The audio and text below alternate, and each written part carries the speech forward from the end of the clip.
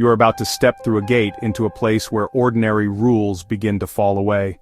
A remote ranch in northeastern Utah, a small patch of desert, cow pastures and sagebrush, became the center of reports so strange they pulled in farmers, UFO investigators, scientists, and even government programs. Lights that move like thinking things. Cattle found drained of blood, bodies cut with surgical precision, animals refusing to cross fields, voices in empty radios, things on camera that looked like nothing on Earth. If you stay with me for the next 10 minutes, we will walk every trail of this mystery, the original family reports, the billionaire who bought the place to study it, the private lab that investigated it, the claims of government interest, the native legends that give the land its name, and the scientific possibilities that might explain some, or all, of it. What follows is based on recorded interviews, investigative books, and public reporting, some of it verified, some of it disputed. I'll show you the evidence, and tell you what it does, and doesn't, prove.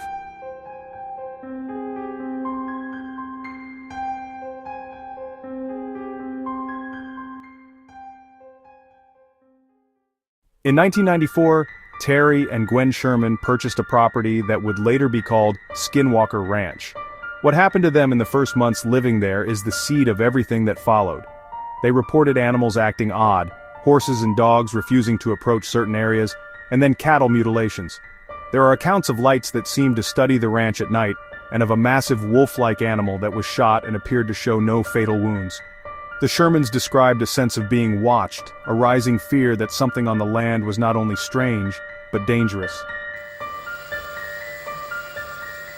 These initial reports drew local attention, then a national journalist, and that attention led to the next chapter, a private research effort funded explicitly to study anomalies on the property.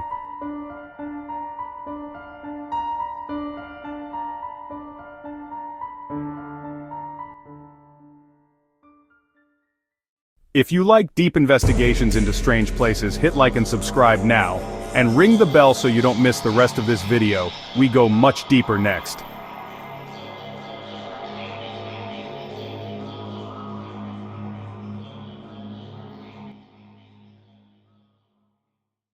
After those first reports, businessman and UFO-interested philanthropist Robert Bigelow purchased the ranch with one purpose: to investigate.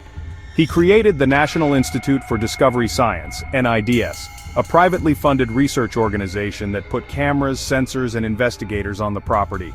NIDS collected thousands of reports over several years, opened hotlines for witnesses, and compiled data on lights, animal behavior, and unexplained physical traces. The group published books and field notes describing phenomena that defied easy categorization: moving orbs, strange residue, and physical effects on animals and equipment.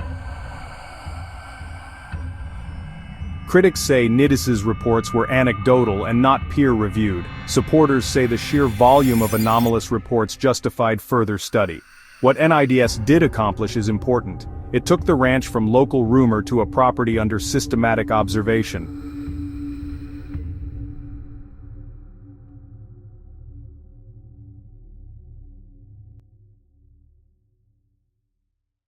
What did investigators actually document? Between witness accounts, hotline calls, and camera logs, the recurring elements are similar: strange lights that dart and hover, animals behaving as if terrified of invisible threats, sudden equipment failures, brief radiological spikes reported by some teams, and alleged physical injuries or mutilations on cattle that left few conventional explanations. People also described shadows in the trees and impressions in the earth where something or someone had passed. It's one thing to hear a single strange story. It's another to read years of reports that repeat patterns across time. That repetition, whether it reflects a real phenomenon or social contagion, is central to why this place became famous.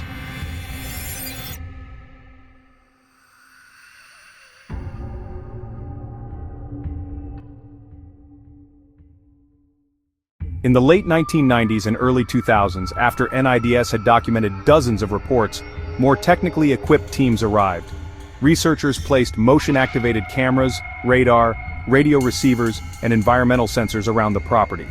They attempted to gather repeatable measurements. The published accounts from those teams speak of instruments recording unexplained blips, of cameras capturing anomalous lights, and of equipment that would fail or reset in the middle of observations.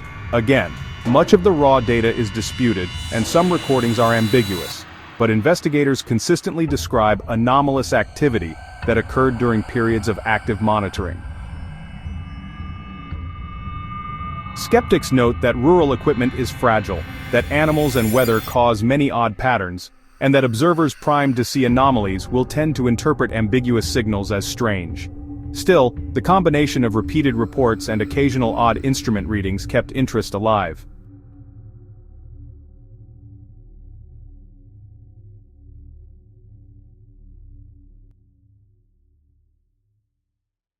The property's popular name, Skinwalker Ranch, comes from a deeply rooted Navajo legend, the Skinwalker, or Yi-Nald Lushi, a figure in Navajo belief often described as a witch that can shift into animals. For local indigenous communities, these stories are part of cultural tradition and cautionary lore about dangerous spiritual forces. Outsiders sometimes treat the term casually, as a spooky label, but for Navajo elders, the subject carries cultural and spiritual weight. Respect for that context is important when we examine claims about the land. Understanding local lore helps explain why sightings and fears were framed in particular ways. But folklore alone does not tell us whether physical anomalies actually occurred. That question is what investigators tried, and often failed, to answer clearly.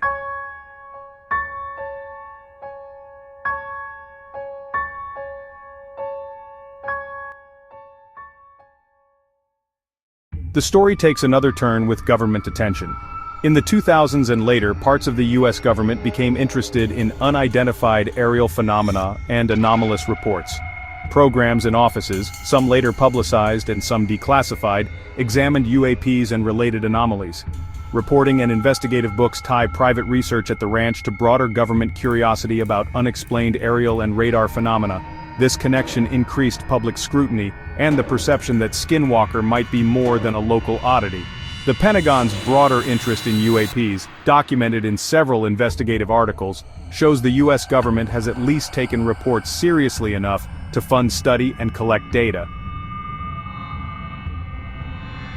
To be precise, government programs did not publish conclusive proof of alien bases or portals at the ranch. What they confirmed was this: anomalous aerial reports attract attention, and disparate programs have pursued data where warranted. The association with government programs made the ranch's story national news.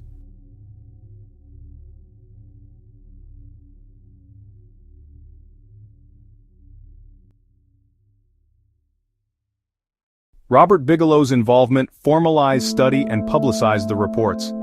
A book based on NIDS work, written by researchers and a journalist, pulled many of the field notes into a narrative that reached the public.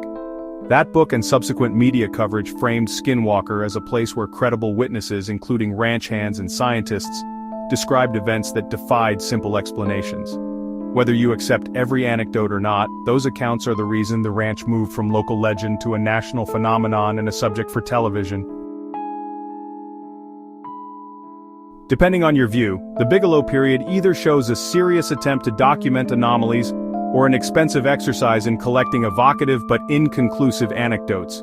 Both interpretations are important to acknowledge.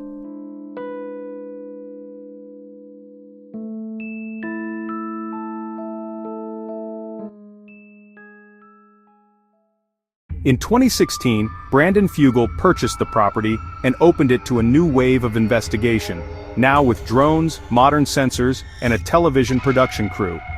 The History Channel's series, The Secret of Skinwalker Ranch, turned the investigation into ongoing primetime content. Drones, rockets, gamma-ray readings, and teams of scientists were shown testing hypotheses on camera. The show has been a ratings success, and keeps the topic in the public eye, but critics point out the program's editing, storytelling choices, and lack of peer-reviewed evidence. Still, the modern research pushes claims into new territory. Detector readings, drone interferences, and inexplicable sensor anomalies reported by the team.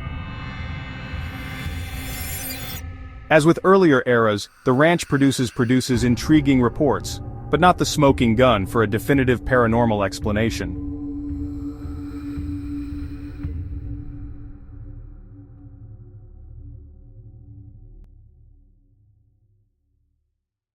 Here are the testimonies that persist in the public record. Night watchers seeing glowing orbs that move with purpose. Ranch hands finding cattle mutilated with surgical precision and no animal tracks nearby. Security footage capturing unexplained lights. Equipment failing during periods of anomalous activity. And people feeling an oppressive dread around specific areas. Some workers report direct animal attacks from unknown entities. Others tell of sudden injuries and unexplained burns. Whether these are real external phenomena, hoaxes, or misinterpreted natural events remains hotly debated. It is reasonable to be both fascinated and skeptical. The ranch's story has facts, witnesses, and technical reports, but it also has gaps, contested claims, and interpretations that sometimes outpace the evidence.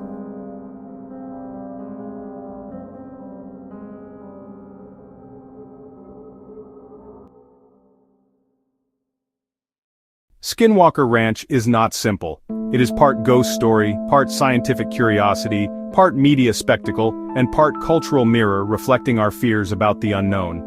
The ranch's greatest power may be this. It forces us to ask how we decide what to believe when witnesses, instruments, and narratives all point in different directions.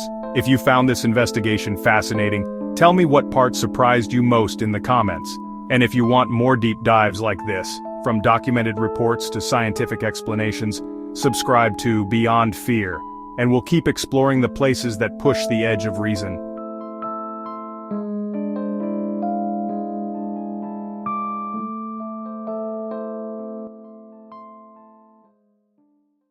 Beyond Fear, where we explore the strange, the scary, and the explainable.